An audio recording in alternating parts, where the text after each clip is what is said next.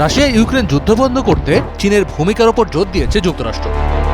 অন্যদিকে রাশিয়ার ভেতরে হামলা জোরদার করতেই নতুন সামরিক কমান্ড গঠন করেছে ইউক্রেন। ইউক্রেন সফরে গিয়ে দেশটির প্রেসিডেন্ট ভলোদিমির জেলেনস্কির সঙ্গে বৈঠক করেছেন মার্কিন রিপাবলিকান সিনেটর লিন্ডসে গ্রাহাম। বৈঠক শেষে তিনি জানান, রাশিয়া ইউক্রেন যুদ্ধ বন্ধে চীন বড় ভূমিকা রাখতে পারে। এই যুদ্ধ শেষ করার পথ শান্তির পথ। ওয়াশিংটন, কিয়েভ বা মস্কোর চেয়ে বেইজিংয়ের মধ্য দিয়ে বেশি যায়। চীনের অনেক বড় প্রভাব রয়েছে। আমি চাই তারা বিশ্বের মঙ্গলের জন্য তাদের এই প্রভাব কাজে লাগাক। লিন্ডসে গ্রাহাম আরও জানান, রাশিয়ার সামরিক অভিযানে অর্থায়ন বন্ধ করতে নতুন মার্কিন নিষেধাজ্ঞার বিষয়ে হোয়াইট হাউসের সঙ্গে তার ঐকমত্য হয়েছে।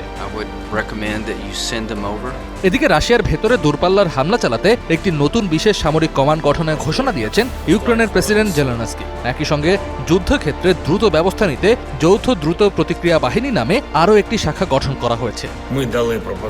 আজ আমাদের প্রতিরক্ষা বাহিনী রাশিয়ার বিরুদ্ধে আমাদের দূরপাল্লার অভিযানের মাধ্যমে নতুন ফলাফল অর্জন করেছে।